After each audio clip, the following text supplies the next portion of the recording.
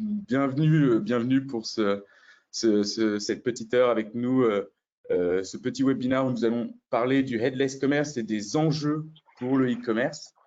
Pour information, ce webinaire est enregistré et sera envoyé après, donc à tous les inscrits bien sûr. N'hésitez pas à poser vos questions soit dans le chat, soit dans la partie questions tout au long du webinaire. Nous y reviendrons après avec grand plaisir. Et je propose que nous y allions. Donc, aujourd'hui, vous avez deux panélistes avec vous, moi-même, Maxime Pasquet, je suis Retention Manager pour le marché international chez Nosto. Ça fait 4 ans que je travaille chez Nosto.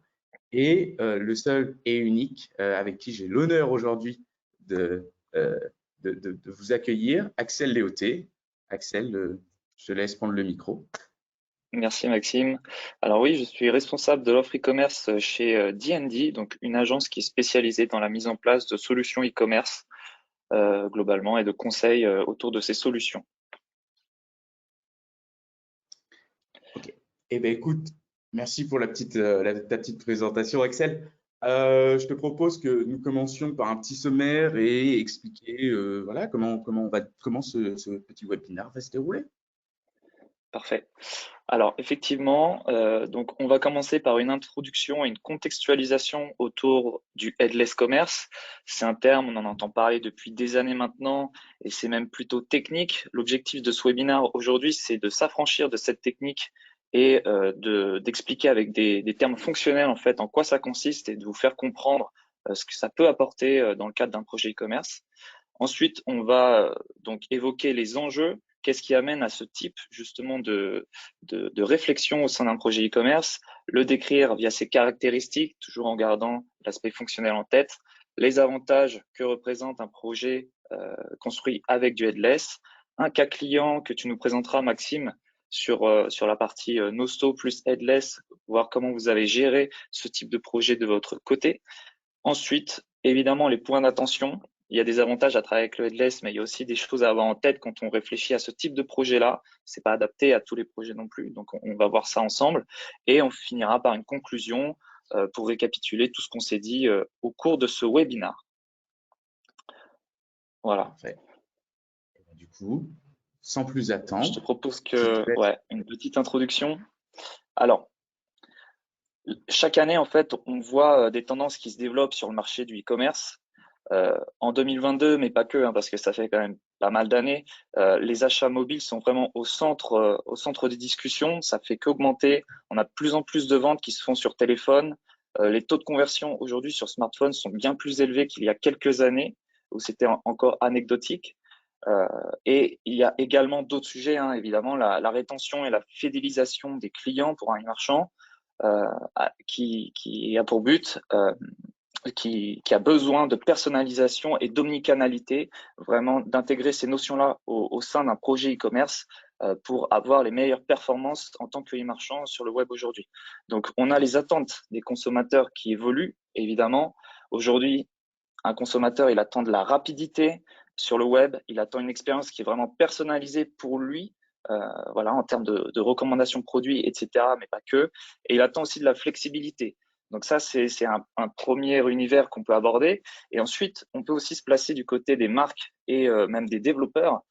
C'est aussi des besoins qu'ont les marques aujourd'hui en termes de flexibilité dans le cadre de leur projet et les développeurs, évidemment, avec des technologies front qui sont plus performantes. Voilà, donc ça, c'est vraiment des besoins aujourd'hui qu'on perçoit, qu'on ressent dans un projet e-commerce. Donc, à l'heure actuelle, un e-marchand, il fait face à vraiment beaucoup de challenges. On peut citer notamment des parcours clients qui se complexifient. Alors, on parle de personnalisation, mais ça veut dire que ça se complexifie également. L'explosion de nouvelles technologies, il y a sans cesse de nouvelles choses qui apparaissent et qui deviennent parfois même des standards du marché très rapidement. Donc voilà, il faut pouvoir s'y retrouver au sein de tout ça. Et la multiplication des canaux de communication. Donc ça, qui est un sujet qui date évidemment, mais qui est toujours au cœur des discussions aujourd'hui. Donc, à ce jour, les marchands, ils ont besoin de solutions qui sont plus légère, de gagner en flexibilité. Et c'est vraiment là, en fait, que les solutions headless vont rentrer en jeu et vont être importantes, justement. Du coup, ouais, effectivement, depuis quelques années maintenant, comme tu disais, le headless, c'est un mot qui est à la mode et qui ne semble pas vouloir disparaître de l'horizon e-commerce de sitôt. Essentiellement, il s'agit d'une architecture qui va séparer le front-end, donc la head, du back-end d'une boutique en ligne, contrairement aux configurations traditionnelles où les deux vont être fusionnés. Avec une architecture headless, les développeurs vont être capables de fournir des éléments tels que les informations de produits, les avis clients, du contenu sur n'importe quel type d'appareil. Et c'est ce qui est de plus en plus demandé. C'est vraiment cette flexibilité en termes de fonctionnalité qui va être importante avec le headless. Alors, alors que les sites e-commerce headless deviennent de plus en plus courants, je pense que maintenant, il va être intéressant pour nous d'en examiner les enjeux, les avantages, les inconvénients et potentiellement autres points remarquables que cette architecture amène. Alors, Axel, j'ai mixé Headless et Axel. Axel, tu as parlé de certaines tendances précédemment. Et moi, j'aimerais bien savoir en fait ce qui va amener, et je pense qu'on aimerait tous le savoir, qu'est-ce qui va amener concrètement les entreprises à se diriger vers le headless? Quelles vont être leurs réflexions et voilà, qu'est-ce qui va différencier le headless des autres plateformes? Alors, ouais, aujourd'hui, un des points principaux qu'on a évoqué en introduction, hein, de toute façon, c'est que la majorité du trafic e-commerce se fait sur mobile. Donc, on parle vraiment de l'ère mobile first. Voilà, nous, quand on conçoit des projets pour des e-marchands, c'est vraiment cette méthodologie, en tout cas, qu'on applique pour réfléchir les expériences clients autour de cette notion-là, mobile. Et donc, en fait, les solutions headless qu'elles apportent, c'est une approche qui ressemble plus ou moins à une application mobile. Donc, c'est hyper pertinent de travailler de cette façon-là, en fait, même pour un site e-marchand, enfin, au-delà d'une application mobile, quoi. Et la plupart des solutions headless, du coup, elles se positionnent vraiment sur cette philosophie-là, en proposant des connexions derrière avec des solutions front. On les évoquera par la suite tout au long du webinaire. Et quelques chiffres pour illustrer d'ailleurs cette importance du mobile aujourd'hui dans l'expérience d'achat des consommateurs. 42% des Français ont recours à leur mobile pour la recherche d'informations avant un achat. On a également 50% des Français qui effectuent un achat sur mobile après avoir vu une promotion en magasin. Donc là, c'est marrant parce qu'on a la tendance inverse. Il y a quelques années, c'était plutôt on regarde sur le mobile et on va acheter en magasin. Aujourd'hui, voilà, on a vraiment cette tendance-là. Des consommateurs sont dans le magasin et derrière vont faire leur achat par Internet et sur mobile particulièrement. On a 34% des Français qui font au moins un achat par mois sur téléphone. Ça, c'est des chiffres qui sont en augmentation d'année en année. Et enfin, plus globalement, la moitié des Français, 50%, effectuent des achats e-commerce sur leur mobile au cours d'une année. Donc voilà, c'est des chiffres qui sont extrêmement parlants et c'est clairement au cœur des enjeux aujourd'hui des solutions headless. Et donc, les solutions, les outils e-commerce se spécialisent et le but, en fait, ça va être de venir tirer le meilleur de chaque brique, donc headless, qu'on va définir juste après, mais également la partie front, la partie application mobile, etc., la partie recherche, recommandation produit. Donc, c'est ce qu'on appelle une approche best of breed, c'est-à-dire qu'on prend le meilleur de chaque solution et on vient les interconnecter pour avoir les meilleures performances derrière en termes de chiffre d'affaires, en termes de chargement, etc. Justement, par rapport au sujet des performances, ça c'est un autre des enjeux en fait des solutions headless, c'est qu'aujourd'hui le besoin de performance est de toujours plus élevé. Hein. Là, on le voit par les chiffres qui sont illustrés ici, c'est vraiment au cœur du taux de conversion. Par exemple, il y a une perte de 4,42% de taux de conversion sur un site web à chaque fois qu'une page web met une seconde supplémentaire à charger, entre 0 et 5 secondes. Donc ça, c'est énorme. Hein. On le sait depuis longtemps que c'est corrélé, mais là, c'est vraiment illustré. 70% des consommateurs indiquent que le temps de chargement d'une page impacte directement leur envie, en fait, d'acheter sur le site. Et enfin, une statistique positive, c'est que le temps de chargement de 0 à 2 secondes pour une page web, c'est idéal en fait pour avoir les meilleurs taux de conversion en e-commerce. Donc ça, c'est vraiment le côté un peu plus technique, performance, etc. C'est que les solutions headless, elles permettent justement, elles sont construites autour de solutions et de langages performants, rapides, etc. Et du coup, ça permet d'améliorer ces taux de conversion, évidemment, donc le chiffre d'affaires à la fin.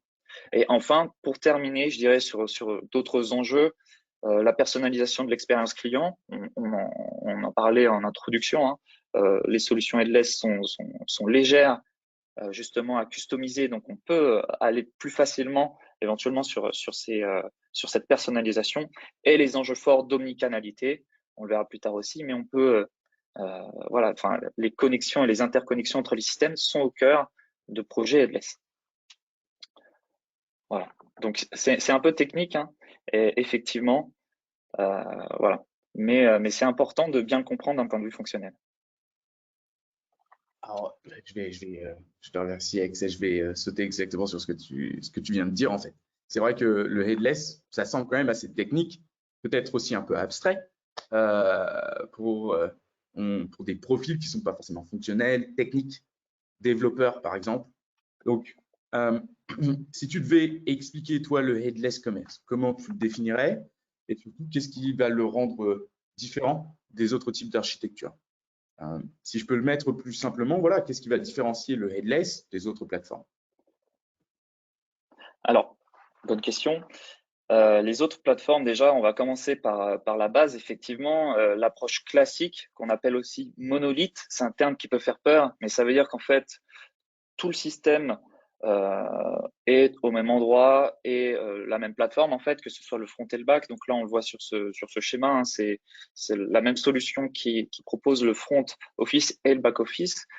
Ça embarque déjà tout un tas de fonctionnalités qui sont prêtes à l'emploi. Ça ne fait qu'un bloc.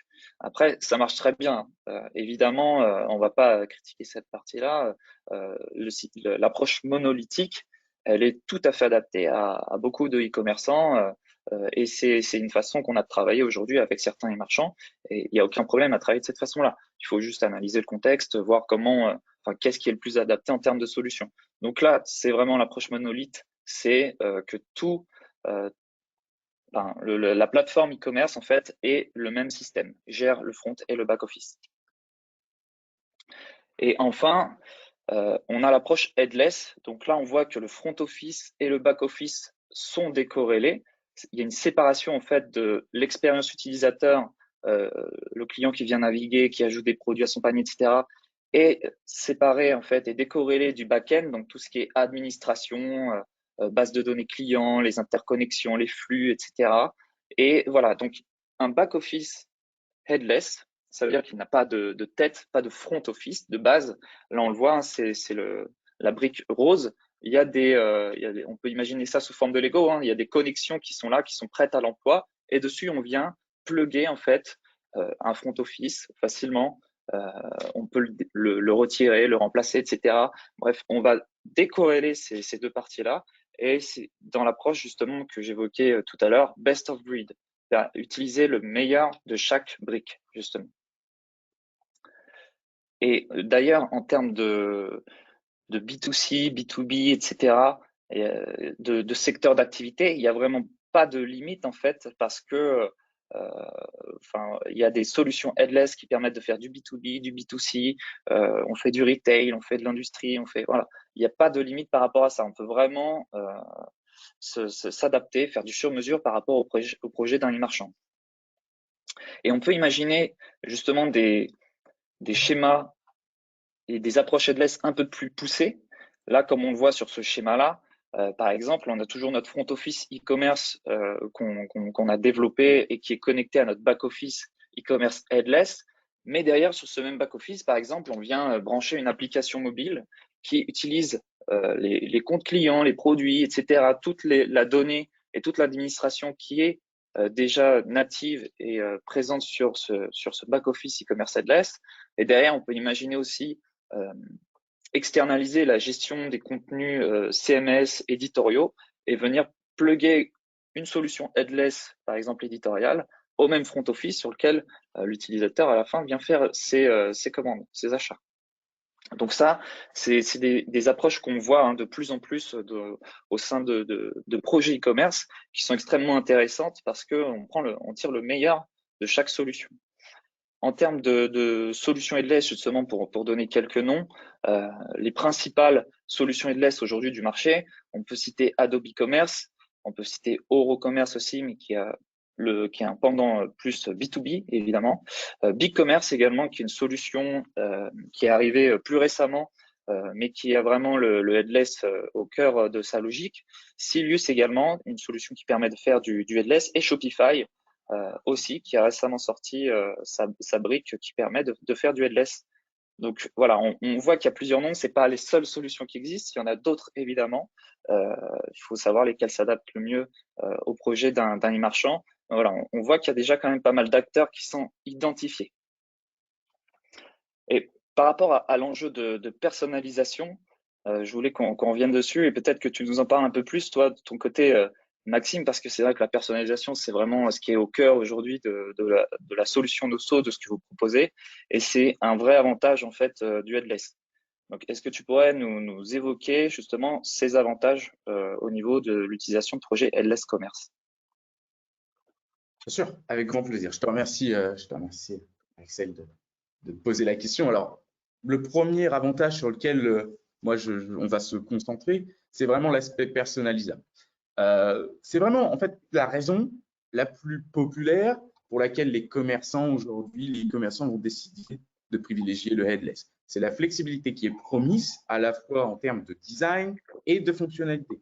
Ça va vraiment donner le champ libre lors de l'élaboration de l'expérience client et vous pouvez vraiment tout bâtir et construire à partir de zéro en fonction de vos besoins et spécifications que vous avez. De plus, un des avantages aussi, c'est que du fait que le front-end soit séparé du back-end, il est beaucoup moins risqué, en fait, d'apporter des modifications sans affecter la technologie qui est sous-jacente et qui va prendre en charge le front-end. Et du coup, voilà, on va vraiment avoir la possibilité de se concentrer sur l'expérience client sans dépendre systématiquement du back-end. Et je vais revenir après sur l'expérience client à travers le cas client qu'on va exposer juste après.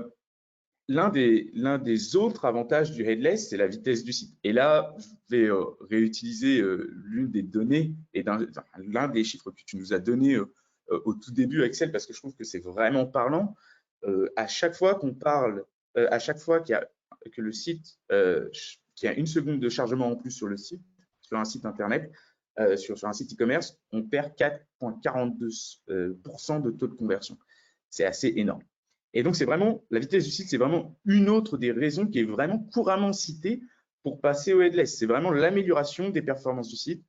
C'est l'un des facteurs les plus importants pour déterminer le taux de rebond, le temps passé sur le site, le taux de conversion. Et en plus, c'est quelque chose qui va être noté par les algorithmes Google.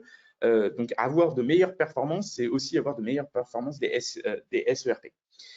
Ça va aussi permettre, le headless en termes de vitesse du site, ça va aussi permettre une scalabilité qui va être améliorée. Et dans ce sens, ça va permettre aux e-commerçants d'être capables d'assumer de beaucoup plus gros, des pics de trafic qui vont être en fait beaucoup plus importants. Et là, je pense tout simplement aux grosses périodes promotionnelles de nos années de l'année e-commerce, comme les soldes, comme Black Friday, Cyber Monday, ou par exemple, ça peut être aussi pendant des périodes ponctuelles comme Saint-Valentin, fête des mères, fête des pères, etc. Donc voilà, c'est vraiment quelque chose le fait que le headless soit avec des solutions très légères, ça permet vraiment d'améliorer les performances du site. Un autre avantage qu'a le headless, c'est vraiment le fait d'avoir une présence omnicanale élargie en fait. De nos jours, les clients, les visiteurs sur votre site, les clients s'attendent à interagir avec votre marque à travers différents points de contact, que ce soit des applications web progressives qu'on nomme de manière plus courte PWA, des applications mobiles, des marketplaces, des panneaux d'affichage, des points de vente, de la recherche vocale. Voilà, on s'attend vraiment à être en contact avec vous, avec vos marques sur différents canaux. Et le headless va en fait permettre aux e-commerçants de réutiliser le contenu, de réutiliser le catalogue, tout ce que vous avez comme business logique à tous ces points de contact grâce aux capacités omnicanal du headless. Et tout ça, tout en offrant une expérience utilisateur transparente. Ouais, je pense également aux e-marchands qui nous écoutent aujourd'hui.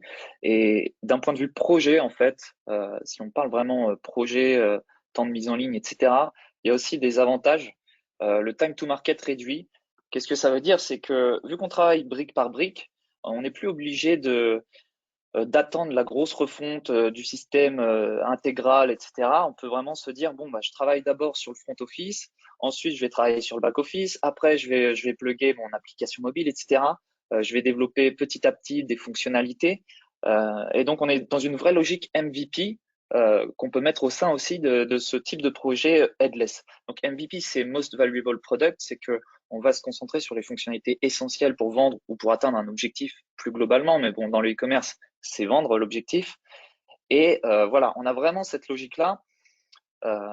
Les technologies, parce que les technologies front-end qui sont utilisées justement sont récentes et performantes. On va développer plus vite avec du headless. Ça permet de gagner du temps et de l'argent au final, évidemment.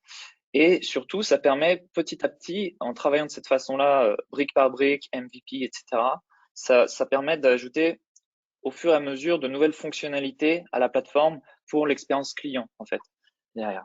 Donc ça, c'est vraiment un gros avantage. Et enfin, plus de liberté, plus de flexibilité. On le disait en introduction, mais aujourd'hui, le monde du web, du e-commerce, etc., évolue très rapidement. Voilà, les technologies changent. Il y a tout le temps de nouvelles solutions à tester, à expérimenter, etc. sur un site, voir comment on peut faire plus de chiffre d'affaires derrière. Et en fait, travailler dans une approche headless, ça permet vraiment d'expérimenter des choses. Voilà, de brancher une nouvelle brique. Si ça marche pas, on la débranche tout de suite. Il n'y a pas d'impact en fait, vu que il y a des impacts relativement limités parce que on peut facilement plugger, dépluguer, etc., remplacer petit à petit. On peut très bien se dire demain, moi je fais une refonte complète de mon front-end, de juste l'expérience utilisateur, mais sans changer de solution e-commerce derrière, donc de back-office headless. C'est tout à fait possible. On peut travailler page par page. On peut plugger une application mobile, connecter des tablettes vendeurs, des choses comme ça. Voilà, il y a vraiment la liberté, la flexibilité sont au cœur de ce type de projet-là. Donc ça va plus vite et on peut vraiment développer des petits labos pour voir ce qui marche le mieux avec les tendances du marché et les suivre en tout cas. Alors là, c'est effectivement, on parle de ces avantages. Moi, j'aimerais bien que Maxime, tu nous présentes un cas client justement qu'on évoquait en introduction aussi, voir ce que vous avez fait pour ce client en particulier. Ah, effectivement, je te remercie Axel. Alors, on va passer sur un cas client qui est Mi Plus M, qui est un e-commerçant fashion, donc dans la mode anglais.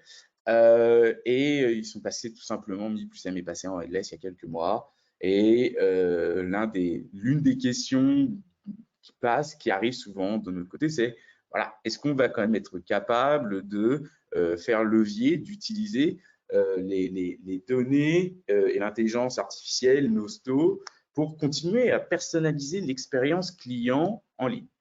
La réponse est oui. Et là, je fais un exemple très simple. Qu'est-ce qu'on voit sur l'écran? Assez simplement, à gauche de mon écran, ça va être l'expérience du site en termes de recommandations pour un primo-visiteur, c'est-à-dire j'arrive sur le site pour la première fois, l'intelligence artificielle n'a pas de données sur moi, ne me connaît pas, donc on va juste montrer initialement les best-sellers du site, que ce soit les plus vus la semaine dernière, les plus achetés, peu importe, tout ça dépend du choix du e-commerçant. Et de l'autre côté, à partir du moment où je vais commencer à naviguer sur le site, à envoyer des données, des signaux comportementaux à l'intelligence artificielle, que je vais commencer à visiter une page catégorie, 2-3 pages produits, mettre potentiellement un produit ou deux dans mon panier. Une fois que je reviens sur la page d'accueil, Nosto, l'intelligence artificielle, va être capable d'utiliser ces données comportementales pour me montrer les produits que je serai, dans un futur plus ou moins lointain, le plus enclin à acheter. Ça, c'est là, on fait vraiment, on utilise vraiment juste la donnée comportementale, mais on peut aussi aller plus loin en ajoutant un palier de data qui va être, par exemple, si j'ai des données de commande, si j'ai déjà passé une commande, on va montrer des produits qui vont être, dans ce cas-là, liés à la commande passée. C'est ce qui se passe avec Mipucel. En fait, ils ont ce système de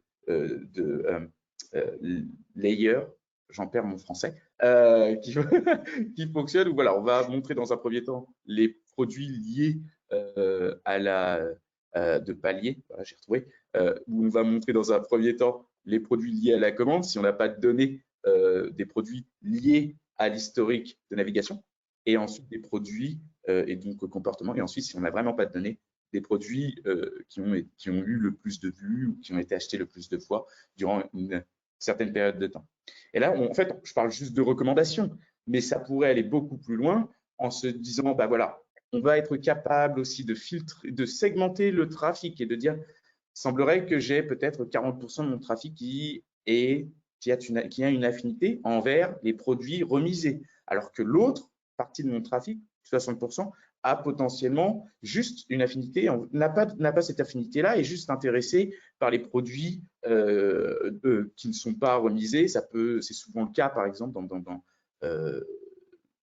pour un e-commerçant dans la mode un peu avec un prix qui peut être un peu élevé. Dans ces cas-là, on pourrait très bien envisager aussi une expérience en homepage, en page d'accueil, où par exemple l'image, la bannière d'accueil serait soit quelque chose qui montrerait les dernières démarques, juste pour le segment lié qui a une affinité envers les produits remisés, et de l'autre côté, montrer la nouvelle collection aux clients qui, eux, n'ont pas cette affinité-là. Donc, c'est vraiment quelque chose aussi sur lequel il faut se rassurer ou auquel il faut penser, c'est-à-dire que voilà, partir sur le headless n'empêche absolument pas et en fait aide aussi clairement la personnalisation de l'expérience client sur le site. Merci pour la présentation de ce cas pratique, Maxime. Alors, on a vu évidemment les avantages du headless. Ils sont nombreux, mais évidemment, c'est pas adapté à tout le monde. Il y a des limites en fonction des contextes des uns et des autres, des projets. Donc, voilà, on va évoquer ça ensemble sur cette prochaine section. Alors, effectivement, je vais commencer par en parler un petit peu là aussi. Les points d'attention. Le premier point d'attention auquel nous pouvons penser à propos du headless, c'est vraiment que ça peut être un projet qui peut être coûteux à mettre en place et à exécuter. Les projets headless vont exiger en fait beaucoup de temps de découverte, de développement et de complexité, ce qui signifie qu'ils sont beaucoup plus vastes et donc beaucoup plus coûteux. En plus, un site headless, c'est également aussi coûteux à entretenir. Il est vraiment nécessaire de disposer des développeurs qui possèdent, ou d'une équipe technique qui possède les compétences qui soient plus approfondies pour la gestion du headless. Quelque chose aussi qui va être auquel il va falloir penser, c'est que le headless, il y a encore très peu d'historique sur le marché, on en est encore à ses débuts et l'écosystème n'est pas encore assez mûr. De ce fait, il y a beaucoup de fonctionnalités et de caractéristiques en fait qui sont souhaitées en tant que e-commerçants qui vont être construites sur mesure. Voilà, il va y avoir beaucoup pour un e-commerçant headless, il va y avoir beaucoup de travail personnalisé du fait de la jeunesse du headless. Et un autre point sur lequel que je vais approcher aussi, c'est vraiment la maintenance de la gestion du contenu. Bien que la portée et la flexibilité en fait du headless, enfin des offres headless, soit un argument de vente clé, et ça c'est sûr, le point c'est que plus on va en construire, plus on va ajouter en complexité, ça va être de plus en plus dur aussi et éprouvant en termes de gestion de contenu. Alors, pour terminer sur ces points d'attention, justement, il faut évidemment avoir un SI, c'est donc un système d'information qui est adapté aux connexions par API. Alors là, c'est peut-être la partie un peu plus technique de ce webinaire. On va essayer de pas trop rentrer justement dans les techniques, c'est pas le but aujourd'hui. Mais au cœur d'un projet headless, on va avoir ce système de connexion des briques les unes avec les autres. Donc ça passe par API. C'est les fameuses briques de Lego qu'on a vues dans les schémas précédemment. Voilà, il faut aujourd'hui, en tout cas, prendre en compte ça quand un e-marchand souhaite intégrer une logique headless à son projet, voir si le système qui existe, système d'information qui existe historiquement dans la société, est capable d'intégrer ce type de solution-là. Si c'est pas le cas ou uniquement en partie, faut mesurer en fait l'impact de ça et voir les actions qui sont nécessaires pour rendre compatible en fait ce type de projet. Et ensuite, donc tu l'évoquais un peu au début des points d'attention, Maxime, c'est que le headless, ça s'adresse particulièrement à des e-marchands qui sont expérimentés, qui ont une volonté d'investissement pour développer leur croissance, leur image de marque. On a vu qu'on pouvait aller très loin sur ces notions-là avec les projets headless et qui souhaitent également expérimenter, suivre les tendances du marché de manière rapide, faire évoluer les choses rapidement et voir ce qui marche le mieux. Donc c'est vrai que ça nécessite quand même une certaine maturité, une mise en place historique en fait dans l'écosystème e-commerce, etc. Donc un projet qui a quand même quelques années et qui fait déjà du chiffre d'affaires. Après, je vais nuancer quand même mes propos au niveau de ce point d'attention-là, c'est que on a quand même des solutions qui apparaissent dernièrement et qui permettent l'accès à ces solutions headless à des marchands qui veulent optimiser les coûts d'investissement, hein. Donc, par exemple, BigCommerce qu'on évoquait précédemment, c'est une solution qui est assez légère, qui est moins coûteuse, qui embarque quand même des fonctionnalités qui permettent de vendre derrière.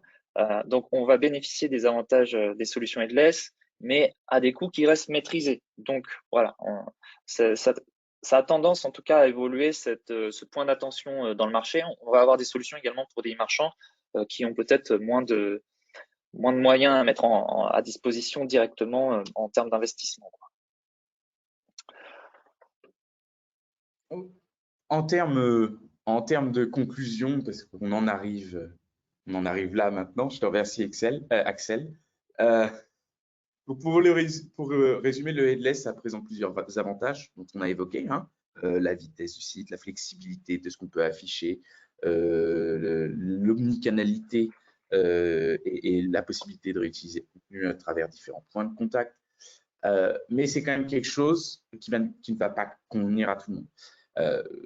Effectivement, il y a des implications, comme on l'a dit, en termes de coûts, qui vont exiger une bonne justification, en plus de nécessiter un seuil de revenus en ligne élevé. Pour donner un petit chiffre, nous, de notre côté, ce qu'on a remarqué, et sans citer de nom, bien sûr, c'est que le minimum de revenus du plus petit client qui est sur du headless, qui utilise du headless, est de 18 millions d'euros de chiffre d'affaires en ligne par an. Donc voilà, il faut vraiment un seuil de revenus en ligne qui soit élevé pour obtenir un bon retour sur investissement. Et en plus, on pense vraiment que les architectures headless vont être beaucoup plus applicables aux marques qui sont davantage axées sur le marketing avec des budgets marketing élevés pour justement générer ce meilleur ROI. Et comme on disait, du coup, le headless, ça peut nécessiter un investissement fort de base par rapport à un projet monolithique, donc la plateforme qui gère à la fois le front et le back. Ça peut coûter plus cher aussi à maintenir ou à initialiser, ça dépend du projet, parce qu'en fait, il faut trouver des partenaires qui puissent intervenir à la fois sur le front, à la fois sur le back. C'est pas les mêmes technologies en termes de développement, par exemple, ni d'expertise. Voilà, donc il faut trouver vraiment des experts spécialisés à ce niveau-là. Bon. Après, évidemment, il y a des solutions qui sont légères, etc. Donc voilà, c'est pas non plus une généralité, mais c'est quand même un point d'attention à avoir. Et justement, donc si aujourd'hui certains marchands ici souhaitent lancer un projet headless ou en tout cas commencent à y réfléchir, ce qui est très important en fait, c'est d'être bien informé là-dessus, d'être bien accompagné. Donc soit vos équipes en interne, elles sont formées ou qualifiées pour prendre ces décisions-là, mettre en place les plans d'action, réfléchir, anticiper, faire un cahier des charges, etc. Soit le cas le plus fréquent que nous, on voit, c'est que vous faites conseiller, accompagné par un expert e-commerce ou par une agence digitale justement experte en e-commerce. Voilà. Et donc, voilà, à réfléchir en tout cas, je pense que c'est la question devrait se poser pour pas mal de projets e-commerce, au moins étudier cette possibilité-là. Parce qu'il peut vraiment avoir des bénéfices à en retirer, ça c'est certain. Donc, dans un premier temps, vous pouvez au moins analyser, contacter un expert ou une agence pour une étude d'un projet de ce type-là et recevoir ensuite des recommandations adaptées parce qu'on l'a vu, il existe plusieurs solutions. En fonction du contexte, en fait, on peut être amené à travailler plus sur une autre solution que son concurrent, etc. Voilà, donc il faut avoir bien en tête cet historique du headless, bien comprendre les tenants et aboutissants, le contexte aujourd'hui du e-marchand qui souhaiterait aller sur du headless justement pour vraiment savoir comment bien adresser ça en maîtrisant les coûts et en maîtrisant le planning, tout simplement. Voilà. Merci à tous pour votre attention en tout cas. Donc si vous avez des questions, vous pouvez les poser dans la section qui est dédiée, session questions. Alors, moi, je ne les vois pas de mon côté, Maxime, donc je te laisserai les poser. Alors, je vais m'en charger. Il y a juste une chose que j'ai vu revenir et que je vois revenir seulement maintenant énormément, c'est le fait que nos écrans n'étaient pas visibles. Est-ce qu'on vient de passer 40 minutes sans que vous puissiez voir vraiment la présentation? Moi, de mon côté, j'ai pas eu de soucis. Ok, il semblerait que pour la majorité, il n'y ait pas eu de problème. Bon, c'est rassurant. Je viens d'avoir un coup de chaud. Alors, première question que je viens. Quand sera réellement démocratisé le headless techniquement qu'une PME puisse se dire que pour un billet de X, il peut y avoir une plateforme headless dans laquelle il peut mettre la main à minima sans trop de complexité? C'est une bonne question. Je dirais que ce n'est pas aujourd'hui forcément démocratisé, mais c'est en cours de démocratisation. Et justement, pour une PME qui veut pas mettre des centaines et centaines de milliers d'euros d'investissement dans ce type de solution, aujourd'hui, il existe justement des solutions qui permettent d'y aller simplement sur du headless. Donc, on évoquait BigCommerce. Il y en a d'autres aussi. Hein. Je sais que toi, Maxime, de ton côté, vous bossez beaucoup avec Shopify, par exemple. Voilà. Ouais. Donc, aujourd'hui, il y a déjà des solutions comme ça. Je pense qu'on a passé le côté tendance sur la partie headless, que c'est là pour durer, que c'est en cours de démocratisation, clairement. Donc, aujourd'hui, aller sur du headless, c'est une bonne stratégie, même pour une PME. Voilà. Ensuite, PrestaShop, est-ce que c'est compatible avec du headless? Alors, PrestaShop, euh, nous, on fait pas de PrestaShop au sein de l'agence, mais je crois savoir qu'il y a quand même toute une logique d'API autour de la solution PrestaShop. Donc, à partir de ce moment-là, je dirais que oui, ça devrait être possible dans l'absolu, mais je ne connais pas la couverture justement fonctionnelle de ces API-là. Ça pourrait nécessiter certains développements pour adapter tout ça. En plus, ça dépend de la version de PrestaShop parce qu'il y a des versions qui datent un peu et du coup, aller sur du headless avec une version PrestaShop qui date trop, ça, moi, je conseillerais pas. Je conseillerais plutôt de regarder justement les technologies qui sont aujourd'hui faites pour, en fait, hein, qui sont construites autour de cette logique-là pour faire un replatforming, hein, tout simplement. Voilà. Mais encore une fois, ça s'étudie. Pourquoi pas? Voilà. Il faut peser les pour et les contre. J'ai vu une autre question. Je pense que je vais quelles sont les solutions e-commerce headless les plus intéressantes du marché? Donc ça, c'est pareil, on l'a évoqué tout à l'heure avec GrowCommerce, BigCommerce, Adobe, euh, Shopify aussi. Comme tu m'as tendu la perche, je vais la prendre du coup.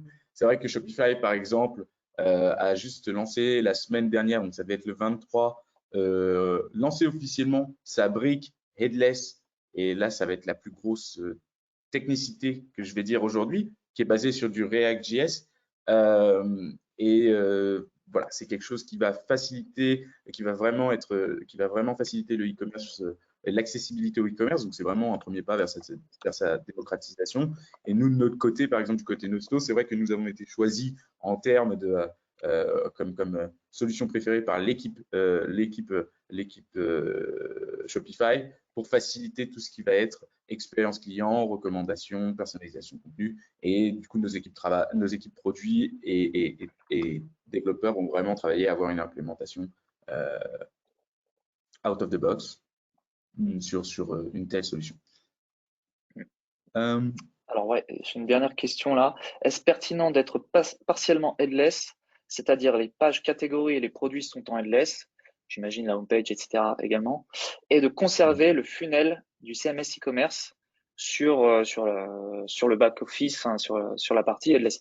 Alors oui, c'est même le modèle, je pense, le plus commun aujourd'hui.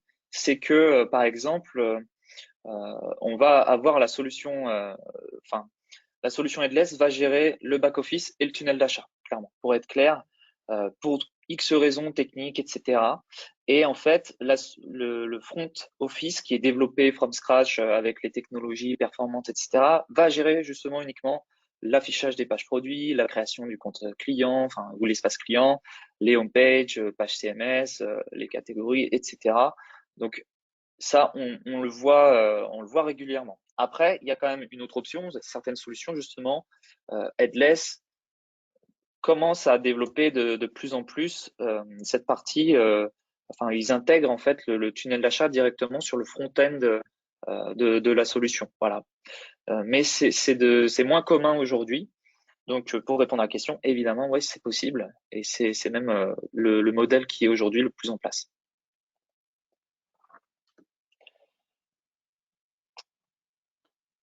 Combien de temps dure le processus de mise en place d'un projet headless? Bah, ça dépend. Ça dépend du projet. Aujourd'hui, si vous êtes un e-commerçant qui a une plateforme avec tout un tas de fonctionnalités et que vous ne souhaitez pas faire un replatforming et impacter l'expérience utilisateur de vos clients habituels, il faut réfléchir et c'est nécessaire en fait de redévelopper aussi les fonctionnalités ou en tout cas de les mettre en place, les fonctionnalités spécifiques que vous avez aujourd'hui sur votre plateforme. Donc ça peut prendre un peu plus de temps. Après, si on est dans une logique MVP où on va se dire, moi le but c'est de mettre en place un site e-commerce headless, de vendre, d'avoir les fonctionnalités les plus efficace, voilà, pour atteindre mon objectif de vente, ça peut aller très vite. Donc, ça dépend de votre contexte. On peut même trouver un entre-deux entre les deux modèles que je viens de citer. Mais du coup, je dirais, pour répondre concrètement à la question, qu'un projet headless, ça peut mettre entre 4 mois et 12 mois à être réalisé en moyenne, voilà, pour un projet en fonction de ce qu'il y a à développer, de ce qu'il y a à mettre en place.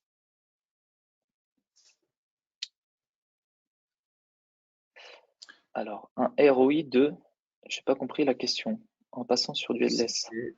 En passant sur du headless, on peut envisager un ROI de retour sur investissement. Bah, ça dépend de tellement de paramètres, de votre secteur d'activité, de la solution que vous mettez en place, de la complexité aujourd'hui de votre système d'information, etc. Donc, il n'y a pas de réponse claire pour le coup à cette question-là. On peut étudier le truc et en tirer des tendances et des suppositions. Mais voilà, on ne pourra pas prévoir des choses, prévoir des choses à ce niveau-là.